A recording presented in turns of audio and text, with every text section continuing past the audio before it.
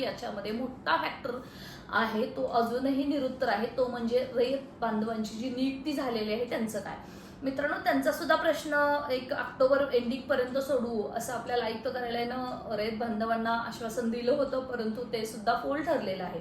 म्हणजे थोडक्यातच काय, पहिला टप्पा झाल्यावरती दुसऱ्या टप्प्याकडे कसं दुर्लक्ष होत आहे. त्याच्यामध्ये आता टीईटी झाले, टीईटीची आन्सर कीची अभियोग्यताधारक वाट पाहत आहेत. अर्थातच वर्षानुवर्ष शिक्षक भरती लवकर होत नाही, त्यामुळे तिसऱ्या टेटची सुद्धा मागणी होते आणि कोर्टाच्या निर्देशानुसार तिथं नोव्हेंबर डिसेंबर मध्येच व्हायला हवी होती, परंतु मार्च एप्रिलमध्ये ती सुद्धा होणार आहे.